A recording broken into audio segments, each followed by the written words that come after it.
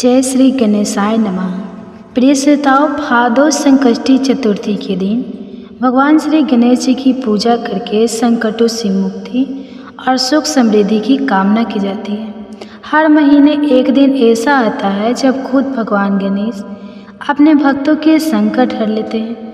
लेकिन अगर किसी कारणवश आप व्रत या पूजा पाठ नहीं कर पा रहे हैं तो भी निराश ना हो, क्योंकि विघ्नहर्ता की कथा सिर्फ सुनने मात्र से भी आपको अद्भुत लाभ, आंतरिक शांति और समृद्धि प्रदान कर सकती है। यह कथा केवल श्रवण नहीं, एक जीवन या आध्यात्मिक अनुभव है। बहुत समय पहले की बात है, एक गांव सुखपुर नाम से ही पता चलता था कि वहाँ खुशहाली का राजा था। चारों ओर हरे भरे खेत लहलहाते थे, कुएं हमेशा पानी से भरे रहते थे और गांव के बच्चे गलियों में खेलते हुए अपनी किलकारियों से माहौल को जीवन रखते थे। हर घर में हंसी की आवाज़ आती थी और गांव के लोग आपस में मिलजुल कर रहते थे जैसे एक बड़ा परिवार हो। गणपति बप्पा की कृपा सदैव उन पर बनी रहती थी और हर शुभ कार्य से पहले गणेश जी की पूजा की जाती थी। मगर समय के साथ भाग्य ने पलटा खाया। एक दिन आसमान से बरसने वाली बूंदें जो खेतों की प्यास बुझाती थी रुक गई। कई महीने बीत गए, एक भी बूंद नहीं गिरी।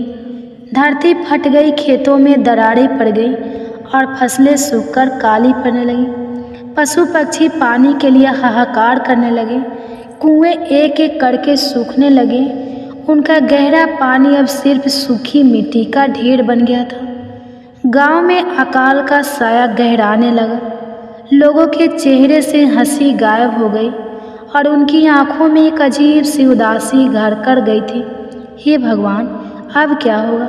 यह सवाल हर जुबान पर था। अकाल ने अपने साथ एक और भयानक मेहमान को बुलाया, बीमारी। पहले एक, फिर दो, फिर पूरे गांव में बुखार, खांसी और कमजोरी फैलने लगी। बच्चे, बूढ़े, जवान सब बीमार पड़ने लगे। वैद्य और हकीमों के नुस्खे काम नहीं आ रहे थे। गांव की रौनक गायब हो चुकी थी। हर घर से कराहने की आवाज़ें आ रही थी। एक समय का सुखपुर गांव अब दुख और निराशा का प्रतीक बन चुका था। लोग मायूस होकर अपने घरों में डूबके रहते थे। कोई उम्मीद की किरण नजर नहीं आती थी। क्या यही हमारा अंत है? लोग बुदबुदाते, उनकी आवाज़ें में हर उम्मीद मर चुकी थी। गांव में एक वृद्ध महिला रहती थी। उनका नाम था गौरी बाई, मगर गांव वाले उन्हें प्यार से दीदी माई कहते थे। उनकी आंखें अनुभव से चमकती थी और उनके सफ़ेद बाल उनके जीवन के मुश्किलों भरे सफ़र की कहानी कहती थी। उन्होंने अपने जीवन में कई उतार चढ़ाव देखे थे, लेकिन ऐसी भयानक स्थिति उन्होंने कभी नहीं देखी थी। गांव की यह हालत उनसे देखी नहीं जा रही थी। हर सुबह जब वो अपनी झोपड़ी से बाहर निकलती तो सूखते पैरों, उदास चेहरों और शांत गलियों को देखकर उनका दिल दर्द से भर उठता था। नहीं, यह नहीं हो सकता, हमें कुछ करना होगा। वो अपने मन में हर दिन दोहराती। एक दिन जब पूरा गांव निराशा में डूबा था, दीदी माँ ने अपने छोटे से पूजा घर में बैठी थी। उनकी आंखें नम थी पर मन में एक दृढ़ संकल्प उमड़ रहा था। उन्होंने गणेश जी की मूर्ति को देखा, वही गणेश जी जिन्हें बचपन में पूजती आ रही थी, वही विघ्नहर्ता जो हर संकट को हर लेते थे। उनके मन में एक विचार आया, जैसे अंधेरे में एक दिया जल उठा हो। संकष्टी चतुर्थी, उन्होंने फुसफुसाया। संकष्टी चतुर्थी का व्रत यह सबसे कठिन व्रतों में से एक है, पर गणपति बप्पा ही अब हमारा सहारा है। यह विचार उनके मन में कुछ देर घेर कर रखता है। संकष्टी चतुर्थी का व्रत 48 दिनों का था और यह अत्यंत कठिन माना जाता था। इसमें निराहार रहकर पूर्ण निष्ठा के साथ गणेश जी की पूजा करनी होती थी। इस उम्र में जब शरीर बीमारी और कमजोरियों से घिरा था, यह व्रत करना लगभग असंभव था। लेकिन दीदी माई के मन में गांव के प्रति प्रेम इतना गहरा था कि उन्होंने अपने बारे में सोचा ही नहीं। अगर इस व्रत से मेरे गांव वालों को राहत मिल जाए तो मैं हर कष्ट सहने को तैयार हूँ। उन्होंने दृढ़ता से कहा। अगले दिन सुबह दादी माई ने गांव के मुखिया और कुछ बड़े बुजुर्गों को अपने पास बुलाया। उन्होंने उन्हें अपने विचारों के बारे में बताया। मैं संकष्टी चतुर्थी का 48 दिन का विशेष व्रत करूंगी।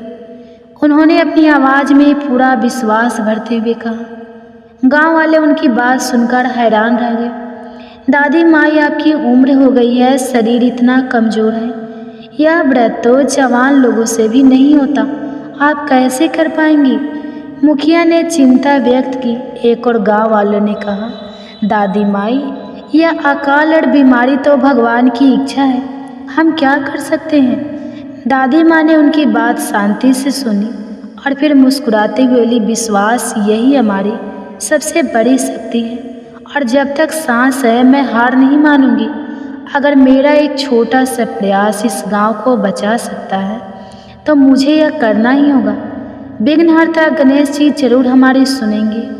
उनकी आंखों में एक ऐसी चमक थी जो गांव वालों को भी थोड़ी बहुत उम्मीद दे गई। कुछ लोग अभी भी संयम में थे, पर दादी माई की दृढ़ता ने उन्हें चुप कर दिया। ठीक है दादी माई, मुखिया ने अतः कहा, हम आपके साथ हैं, जितनी मदद हो सकेगी हम करेंगे। और इस तरह भीषण अकाल और बीमारी के बीच दादी माई ने संकष्टी चतुर्थी का 48 दिन का विशेष व्रत शुरू किया। यह कोई साधारण व्रत नहीं था। पहले दिन उन्होंने सुबह ही उठकर सूखे कुएं से मुश्किल से थोड़ा पानी निकाला, स्नान किया और गणेश जी की प्रतिमा के सामने बैठ गई। गांव के कुछ लोग उन्हें देखने आए थे। उनकी आंखों में कौतूहल और थोड़ी सी उम्मीद थी। दादी माई ने अपनी आंखें बंद की और पूरी श्रद्धा से ओम नमो गण गणपते नमः का जाप शुरू कर दिया। पहले कुछ दिन बहुत मुश्किल थे। गांव में पानी की इतनी कमी थी कि पानी के लोग भी मुश्किल से मिलता था। व्रत के लिए तो और भी कठिन था। दादी माँ जो सिर्फ जल और फल पर रहती थी, अब बिना जल के ही व्रत कर रही थी। उनके ओठ सूख जाते, गला तरस जाता, पर उनके मन में सिर्फ एक ही विचार था, गांव गांव और गांव का कल्याण। हे बप्पा शक्ति देन, वह मन ही मन प्रार्थना करती। दिन ढलते ही उनकी देह शिथिल पड़ने लगती, पर उनका संकल्प दृढ़ रहता। गांव वाले दूर से ही उन्हें देखते, कुछ कहते, देखो दादी माई कितनी हिम्मत वाली है, कुछ फुसफुसाते, पर क्या इससे कुछ होगा भी? जैसे जैसे दिन बीतते गए व्रत और कठिन होता गया। गांव में बीमारी और अकाल का प्रकोप बढ़ता ही जा रहा था। हर दिन कोई ना कोई नया बीमार पड़ता या किसी के घर से दुखद खबर आती। इस माहौल में दादी माई का व्रत करना और भी चुनौतीपूर्ण हो गया। कभी कभी उनकी देह इतनी थक जाती कि उन्हें लगता अब और कोई नहीं। उनके पेट में दर्द उठता, सिर चकराता और भूख प्यास से उनका बुरा हाल हो जाता। एक बार तो वह बेहोश होते होते बची, मगर तुरंत खुद को संभाला। नहीं गौरी, ऐसे हार नहीं मानते। यह तेरा अकेला का व्रत नहीं है, यह पूरे गांव के लिए है। उन्होंने खुद को फटकारा। उनकी रग रग में बस एक ही प्रार्थना थी, हे मेरे प्यारे गणपति बाबा, मेरी झोली नहीं मेरे गांव की झोली भर दो। मुझे कष्ट दो पर मेरे गांव को बचा लो।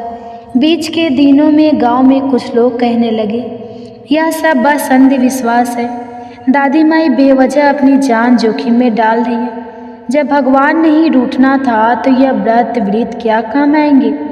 इन बातों से दादी माई का मन थोड़ा विचलित होता, पर अपनी आंखें मूंद लेती और गणेश जी की मूर्ति को ध्यान से देखती।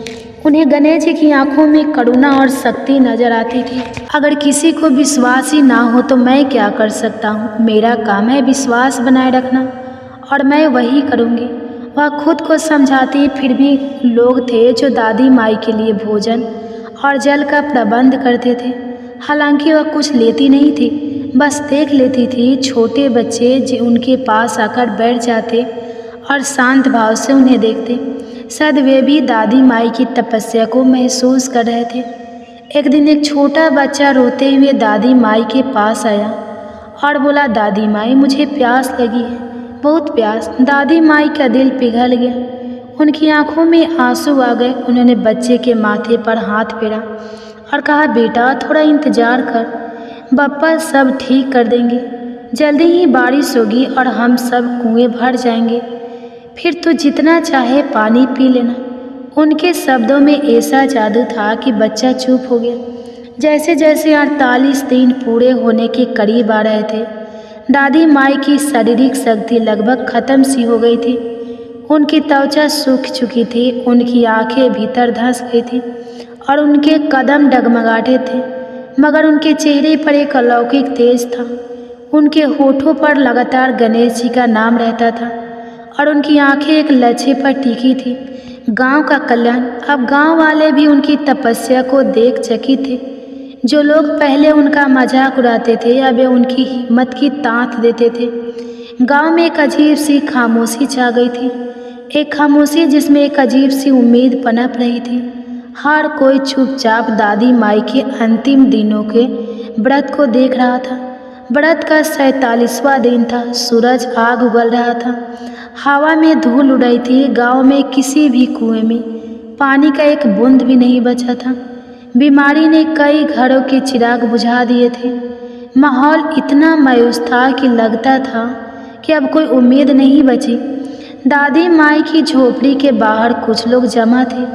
वे दादी माई को देख रहे थे, जो लगभग अचेत अवस्था में थी, पर उनके होठों पर अभी भी जाप चल रहा था। एक वृद्ध महिला ने कहा, आज ही आखिरी दिन है, अगर आज भी कुछ नहीं हुआ तो हम सब खत्म हो जाएंगे। उनकी आवाज़ में दुख और निराश भरी थी। और फिर आया वह ऐतिहासिक दिन, व्रत का आखिर 7वां और अंतिम दिन। सुबह का वक्त था, सूरज अभी पूरी तरह निकला भी नहीं था, पर उसकी तपन महसूस हो रही थी। दादी माँ किसी तरह उठकर बैठी, उनका शरीर दर्द से कांप रहा था। उन्हें लगा शायद आज वह अपना व्रत पूरा नहीं कर पाएंगी। उनकी आंखें डबडबा गई, पर उन्होंने हिम्मत नहीं हारी। उन्होंने अपनी आखिरी ऊर्जा बटोरकर गणेश जी का ध्यान किया। हे विघ्नहर्ता, मेरा व्रत आज पूरा हो रहा है, अब तो कृपा करो, मेरे गांव को बचा लो। उन्होंने मन ही मन प्रार्थना की। उनकी आवाज़ें नहीं निकल रही थी, पर उनकी हर सांस में गणेश जी का नाम था। गांव के लोग अपने अपने घरों से बाहर निकल आए थे। सबकी निगाहें आसमान पर थी। सब दादी माई को देख रहे थे। सबकी उम्मीदें एक पतली डोरी से बंद थी। सूरज धीरे धीरे ऊपर चढ़ रहा था और उसकी किरणें सूखी धरती पर आग बरसा रही थी। तभी अचानक एक हल्की सी हवा चली। यह हवा इतनी ठंडी थी कि लोगों को लगा जैसे यह कोई भ्रम हो। फिर दूसरी, फिर तीसरी हवा तेज होने लगी। आसमान में दूर कहीं एक छोटे से काले बादल का टुकड़ा दिखाई दिया। लोगों की आंखें फटी की फटी रह गई। अरे बादल, किसी ने फुसफुसाया, और छोटा सा बादल धीरे धीरे बड़ा होता गया और देखते ही देखते पूरा आसमान काले घने बादलों से घिर गया। यह क्या हो रहा है? लोग एक दूसरे को देख रहे थे। उनकी आंखों में अविश्वास था। तभी एक तेज हवा का झोंका आया और उसके साथ ही टप टप टप बारिश की पहली बूंदें धरती पर गिरी। बारिश पूरे गांव में एक साथ ही आवाज़ गूंजने लगी। लोग अपने घरों से निकलकर बाहर भागे। उनकी आंखों में चमक थी जो बरसों से बुझी हुई थी। पहले धीमी, फिर तेज, फिर मूसलाधार बारिश होने लगी। आसमान से पानी की धाराएं ऐसे बरस रही थी जैसे वरुण देव ने अपने सारे कपाट खोल दिए हो। धरती जो प्यासी थी, प्यासे शिशु की तरह पानी पीने लगी। धूल जो हवा में उड़ती थी अब मिट्टी में बदल गई, जिसकी पौधे सौदे खुशबू पूरे गांव में फैल गई। हर तरफ पानी ही पानी था। देखते ही देखते गांव के सूखे कुएं जो बरसों से खाली पड़े थे, पानी से लबालब भर गए। कुएं भर गए। बच्चों ने खुशी से चिल्लाना शुरू किया। बड़े बूढ़े जवान सब पानी में नाचने लगे, एक दूसरे को गले लगाने लगे। उनकी आंखों में आंसू थे, खुशी के आंसू। सिर्फ पानी ही नहीं बरसा था, यह बारिश अपने साथ एक और वरदान लेकर आई थी। बीमारी भी समाप्त हो गई थी। जिन लोगों को बुखार था उनकी तबीयत में सुधार होने लगा। जो कमज़ोर थे उन्हें ताकत मिलने लगी। हवा में एक नई ऊर्जा थी, जैसे बीमारी का सारा जड़ धुल गया हो। गांव में एक बार फिर से बच्चों की किलकारियाँ गूंजने लगी और घरों से हंसी की आवाज़ें आने लगी। पूरे गांव में उत्सव का माहौल था। लोग नाच रहे थे, गा रहे थे, एक दूसरे को बधाई दे रहे थे। हर कोई बस एक ही बात कह रहा था, दादी माई, यह सब आपकी वजह से हुआ है, यह आपकी तपस्या का फल है। दादी माँ अपनी झोपड़ी में बैठी थी, उनकी आंखें बंद थी और उनके चेहरे पर एक शांत मुस्कान थी। उन्होंने देखा कि उनकी प्रार्थना सुन ली थी। उनकी आंसू खुशी से बह रहे थे। गांव वाले द्वार कर दादी माँ के पास आए। उन्होंने दादी माँ को उठाया और उनके अपने कंधों पर बैठा लिया, जैसे कोई योद्धा विजय होकर लौटा हो। दादी माँ की जय हो, गणपति बप्पा की जय हो। पूरे गांव में यह नारा गूंजने लगा। दादी माँ ने अपनी आंखें खोली और इतने प्यार भरे चेहरे को देखकर उनका दिल भर आया। उन्होंने हाथ जोड़कर गणेश जी को धन्यवाद दिया। इस घटना के बाद गांव वालों ने इसे गणपति बप्पा की साक्षात कृपा माना। उन्होंने महसूस किया कि दादी माँ की निस्वार्थ सेवा, उनकी अटूट श्रद्धा और उनके दृढ़ संकल्प ने यह चमत्कार संभव किया था। यह सिर्फ दादी माँ के व्रत नहीं था। मुखिया ने एक बैठक में कहा, यह हम सबके लिए एक सबक था, विश्वास का, उम्मीद का और निस्वार्थ सेवा का। गांव वालों ने सर्वसम्मति से निर्णय लिया कि अब से हर साल संकष्टी चतुर्थी का यह 48 दिन का विशेष व्रत सामूहिक रूप से किया जाएगा। हर घर से कोई ना कोई सदस्य इस व्रत में सम्मिलित होगा और सब मिलकर गणेश जी की पूजा करते। यह सिर्फ एक व्रत नहीं रहा, यह सुखपुर गांव की पहचान बन गया। यह एकता का, विश्वास का और त्याग का प्रतीक बन गया। गांव की खुशहाली लौट आई और हर साल जब वे सामूहिक रूप से यह व्रत करते तो उन्हें दादी माँ की तपस्या और गणपति बप्पा की कृपा याद आती थी। वे सब मिलकर गाते हैं, गणपति बप्पा मोरया, अगले बरस तू जल्दी आ। प्रिय श्रोताओं, इस वीडियो में संकष्टी चतुर्थी की पावन कथा यहीं पर समाप्त होती है। यह कामना करते हैं कि भगवान श्री गणेश जी की कृपा बनी रहे, आपके जीवन में सदैव सुख, शांति, समृद्धि हो और सकारात्मक ऊर्जा का संचार होता रहे। यह विशेष दिन न केवल भक्ति भाव से भर देता है, बल्कि हमारे जीवन में एकता, प्रेम और आस्था का संदेश भी लेकर आता है। संकष्टी चतुर्थी की कथा को सुनने के लिए हृदय से धन्यवाद। कृपया अपने विचार और अनुभव कमेंट्स में अवश्य साझा करें और जय श्री गणेश लिखना ना भूलें। आपके द्वारा किए गए कमेंट्स न केवल आपको प्रेरित करेंगे, बल्कि अन्य दर्शकों के लिए भी भक्ति और श्रद्धा का स्रोत बनेंगे। जय श्री कृष्ण। ओम नमः शिवाय। प्रेम से बोलिए चौथ माता की जय। सिंदूर संगे चरण, चंद्रमुख पर करुणा की छटा, मस्तक पर चंद्र का सौंदर्य और हाथों में वरद मुद्रा। हे भादो चौथ माता, आपके चरणों में मन, वाणी और तन समर्पित है। जय भादो चौथ माता। सुख समृद्धि दायिनी, संतान रक्षा, संकट नाश, भक्त वत्सला, मंगला मायनी। हे माँ, यदि कथा के श्रवण, व्रत या पूजन में मन, वचन या कर्म से कोई भूल हो जाए तो अपनी कोमल कृपा दृष्टि से क्षमा प्रदान करें। आपकी असीम ममता ही हम सबका सहारा है। आज के इस पावन अवसर पर प्रिय श्रोताओं, हम भादो चौथ माता की महिमा और कथा का श्रवण करेंगे और अंत में आरती भी करेंगे। कहते हैं इस कथा को श्रद्धा से सुनने और स्मरण करने मात्र से चौथ माता का आशीर्वाद मिलता है, संतान की रक्षा होती है और जीवन में हर प्रकार की मंगल कामना पूर्ण होती है। तो आइए भक्ति भाव से मन को एकाग्र कर चौथ माता की अद्भुत और प्रेरणादायक कथा का श्रवण प्रारंभ करें।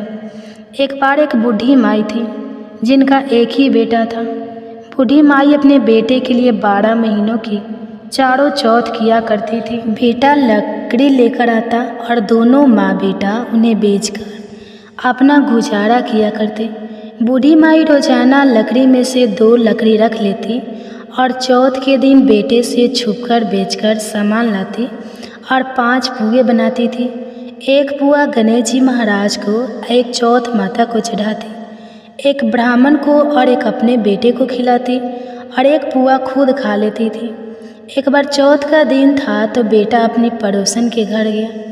वहाँ वह पुए बना रही थी तो उसने पूछा, आज क्या है जो पुए बना रहे हैं? पड़ोसन बोली, मैंने तो आज ही बनाए, पर तेरी माँ तो चारों चौथ को पुए बनाती है।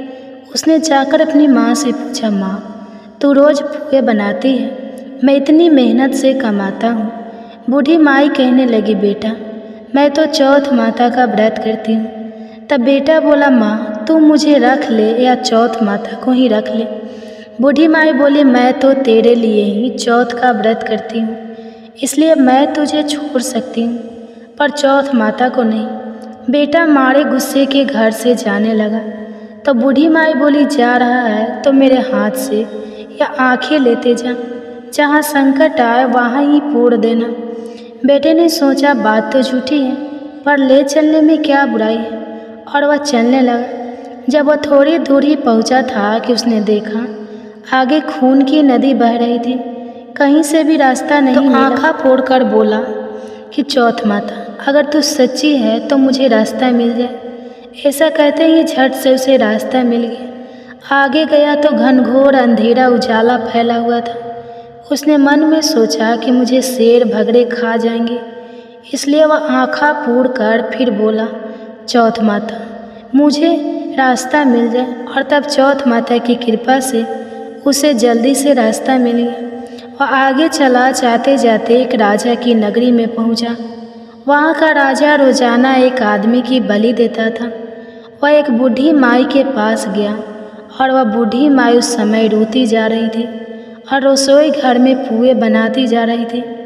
लड़के ने बूढ़ी माई से पूछा, बूढ़ी माई क्या बात है, तुम रो भी रही हो और पुए भी बना रही हो? बूढ़ी माई ने उत्तर दिया कि मेरे एक ही बेटा है जिसकी कल राजा बलि देने वाला है, मैं उसी के लिए पुए बना रही हूँ। तब वह बोला, बूढ़ी माई अपने बेटे की जगह मुझे पुए खिला दे, मैं उसकी जगह बलि चढ़ने चला जाऊँगा।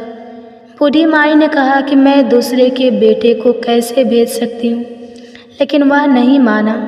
तो बूढ़ी माई ने उसको पुए खिला दिए। अगले दिन जब राजा का संदेश मिला तो बूढ़ी माई ने सोचा कि मैं कैसे दूसरे के बेटे को बलि चढ़ने के लिए भेज सकती हूँ, मैं ऐसा नहीं कर सकती। लेकिन बाहर का शोरगुल सुनकर बूढ़ी माई का वह बेटा जग गया और राजा के आदमियों के साथ चला गया। वहाँ पर मटके पकाने वाला आवा, जिसमें कुम्हार मटकों को पकाता है, बना हुआ था, जिसमें किसी इंसान की बलि देने के बाद ही उसमें आवा पकता था। फिर राजा के आदमियों ने मिलकर उस लड़के को आवा में चुन दिया और वह आँखा फोड़कर आवा में बैठ गया। पहले तो आवा पकने में कई कई दिन लग जाते थे, लेकिन इस बार एक ही दिन में आवा पक गया और मिट्टी के घड़े सोने चांदी के बन गए। तभी वहाँ पर एक औरत झाड़ू लगाने आई। झाड़ू लगाते हुए झाड़ू में से एक कंकड़ उछलकर उन बर्तनों में जा टकराया। बर्तनों में से टन की आवाज़ आई तो उस औरत ने जाकर राजा को बताया कि महाराज, आवा तो पक गया है। राजा सोचने लगा कि आवा तो कई कई दिन में पकता है, आज एक ही दिन में कैसे पक गया। जब जाकर देखा तो वहाँ पर तो मिट्टी के मटों की जगह हीरे मोती और सोने चांदी के कलश हो गए थे और अंदर से आवाज़ आई कि धीरे से उतारो, अंदर आदमी है। आवाज़ को सुनकर राजा के आदमी डर गए कि अंदर कौन सा भूत प्रेत आ गया। फिर वह बोला कि डरो मत, मैं तो सिर्फ एक आदमी हूँ जिसको तुमने आवा के अंदर चुना था।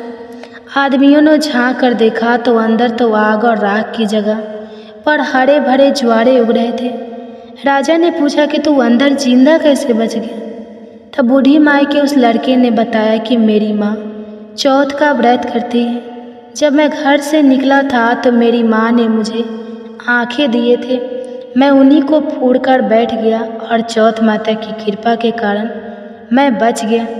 तब राजा ने कहा, मैं तुझे घोड़े पर बैठाकर साकल बांध देता हूँ, अगर वह साकल खुलकर मेरे बंध जाएगी तो मैं चौथ माता को सच्ची मान लूँगा। तब बूढ़ी माई का वह बेटा आंखें फोड़कर बैठ गया और चौथ माता के सच्चे मन से कहने लगा, हे चौथ माता, अब तो तुम ही मेरी लाज बचाना। तब साकल खुलकर राजा के हाथों में बंध गई। राजा ने फिर अपनी पुत्री का विवाह उस लड़के से कर दिया और बहुत सारा धन उपहार देकर विदा कर दिया। पड़ोसन ने बूढ़ी माई के बेटे को आते देख लिया था तो वह बूढ़ी माई के पास जाकर बोली, बूढ़ी माई तेरे तो बेटे बहू आए हैं। जब बूढ़ी माई ने छत पर चढ़ कर देखा तो सच में बेटे बहू आ रहे थे। फिर तो बूढ़ी माई ने बहुत धूमधाम से अपने बेटा बहू का स्वागत किया। हे चौथ माता, जैसे आपने बूढ़ी माई और उसके बेटे पर कृपा की वैसे सब पर करना। भादवा की चौथ माता की कहानी कहने वालों को, सुनने वालों को और हुंकारा भरने वाले को और उनके सभी परिवार वालों पर अपनी कृपा करना। प्रेम से बोलिए चौथ माता की जय। आइए अब सुनते हैं भगवान गणेश विघ्नहर्ता की कथा। अपने भक्त की हर बाधा को दूर करके सुख, सौभाग्य और धन धान्य के भंडार भर देते हैं।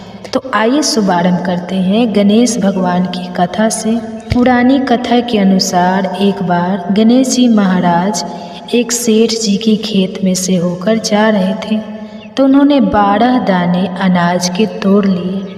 अब अनाज के दाने बिना पूछे तोड़ लिए तो गणेश जी के मन में भारी भारी पछतावा होने लगा। वे सोचने लगे, अरे मैंने तो सेठ जी के यहाँ से बिना पूछे ही दाने तोड़ लिए। इसका मतलब तो यह है कि चोरी हुई, यानी कि मैंने सेठ जी के यहाँ चोरी कर ली। इस प्रकार वे मन में पछतावा करने लगे। अब चोरी की बात है तो उसका प्रायश्चित भी जरूरी है। गणेश जी ने जिन सेठ के यहाँ से चोरी की थी उन्हीं के यहाँ 12 साल की नौकरी करने का निश्चय कर लिया। बस फिर क्या था, भेष बदल कर पहुँच गए सेठ जी के यहाँ और सेठ जी से काम मांग लिया। उधर सेठ जी जो भी किसी नौकर की ज़रूरत थी, इस तरह गणेश जी नौकर बनकर सेठ जी के यहाँ काम करने लगे। एक दिन की बात है, सेठानी राख से हाथ धोने लगी तो गणेश जी ने सेठानी का हाथ पकड़कर मिट्टी से हाथ धुला दिया। सेठानी सेठ जी से बोली, अरे ये कैसा नौकर रखा है आपने, नौकर होकर इसने मेरा हाथ पकड़ लिया। जब सेठ जी को पता चला तो उन्हें भी गुस्सा आया। सेठ जी ने तुरंत अपने नौकर को बुलाकर पूछा, क्यों तुमने सेठानी का हाथ क्यों पकड़ा? तो गणेश जी कहने लगे, मैंने तो एक सीख की बात बताई है। राख से हाथ धोने से घर की लक्ष्मी नाराज होकर चली जाती है घर से, और मिट्टी से हाथ धोने से घर में लक्ष्मी जी का वास हो जाता है। सेठ जी ने सोचा, अरे मेरा नौकर है तो सच्चा दरअसल सेठ जी के यहाँ नौकर कर रहे हैं। भगवान गणेश ने उन्हें अपना नाम भी गणेश ही बताया था। जब कुंभ का मेला आया तो सेठ जी कहने लगे, गणेश सेठानी को कुंभ के मेले में स्नान करा के ले आओ। अब नौकर बने गणेश जी सेठानी के साथ चल दिए गंगा स्नान कराने। सेठानी नदी के किनारे पर बैठकर नहा रही थी तो गणेश जी ने उनका हाथ पकड़कर नदी में डुबकी लगवा दी। घर आकर सेठानी ने फिर से सेठ से कहा, इस गणेश ने तो मेरी इज्जत ही नहीं रखी और इतने सारे आदमियों के बीच में मुझे घसीट कर आगे पानी में लेकर चला गया। तब सेठ जी ने गणेश जी से पूछा, तुमने ऐसा क्यों किया? तब गणेश जी कहते हैं, सेठानी किनारे पर बैठकर गंदे पानी से नहा रही थी, मैं तो आगे ले जाकर अच्छे पानी में डुबकी लगाकर ले आया हूँ। इससे सेठानी अगले जन्म में रानी और राजपाट का सुख भोगेगी। सेठ जी सोचने लगे, गणेश है तो सच्चा। एक दिन की बात है, सेठ जी के घर में पूजा पाठ हो रही थी, हवन भी हो रहा था। सेठ जी फिर से गणेश से कहने लगे कि जाओ और सेठानी को बुला कर ले आओ। उधर गणेश जब सेठानी को बुलाने गया तो सेठानी काली चुनरी ओढ़ कर चलने लगी तो गणेश जी ने काली चुनरी फाड़ डाली और कहने लगे, लाल चुनरी ओढ़कर चलो। सेठानी नाराज होकर सो गई। सेठ जी ने देखा सेठानी तो अभी तक नहीं आई तो वह खुद ही आ गए देखने के लिए कि सेठानी कहाँ है। आकर देखा तो सेठानी तो नाराज होकर लेटी हुई थी। सेठानी से पूछने लगे, क्या बात है, घर में हवन की तैयारी हो चुकी है और तुम यहाँ सो रही हो। तो सेठानी कहने लगी, समझाओ अपने गणेश को, देखो आज इसने मेरी चुनरी फाड़ डाली। यह बात जानकर सेठ को बहुत गुस्सा आया। उसने गणेश को बुलाया और बहुत डांटा। तब गणेश जी कहने लगे, सेठ जी पूजा पाठ में काला वस्त्र नहीं पहनते हैं और सेठानी काला चुनरी उठकर आ रही थी तो मैंने इनसे लाल वस्त्र पहनने के लिए कहा और जब यह नहीं मानी तो मैंने इनकी काली चुनरी फाड़ डाली। काला वस्त्र पहनने से कोई भी शुभ कार्य सफल नहीं होता है। यह बात सुनकर सेठ जी सोचने लगे, गणेश है तो सच्चा और समझदार है। फिर एक दिन की बात है, सेठ जी पूजा करने लगे। पूजा करने के लिए उन्होंने पंडित जी को भी निमंत्रण दिया। अब पंडित जी भी आ गए, पूजा की तैयारियां हो गई। तभी पंडित जी कहने लगे, अरे सेठ जी मैं तो गणेश जी की मूर्ति लाना ही भूल गया, आप क्या करें। उधर नौकर बने गणेश भगवान वहीं खड़े हुए थे और सारी बातें देख ली और सुन रहे थे।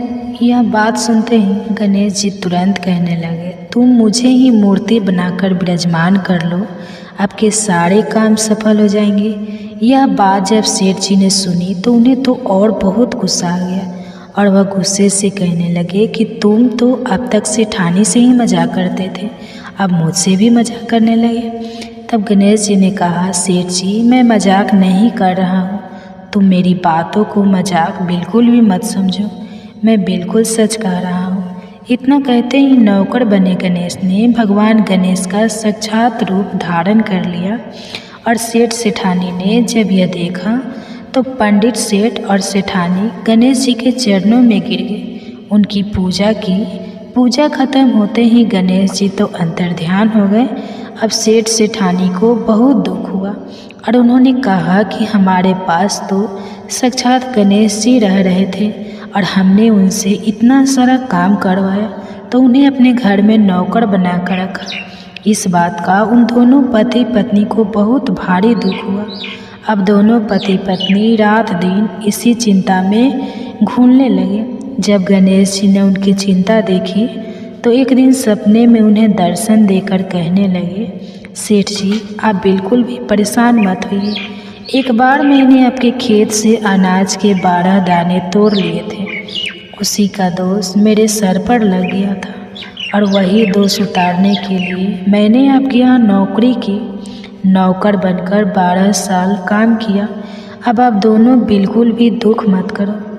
ऐसा कहकर भगवान गणेश अंतर्ध्यान हो गए। उधर गणेश भगवान की कृपा से सेठ जी के यहाँ करोड़ों की माया हो गई। उनके घर में सुख संपत्ति और धन के भंडार भर गए। हे गणेश जी महाराज, जैसा सुख जैसी धन दौलत आपने सेठ जी को दी वैसी सबको देना।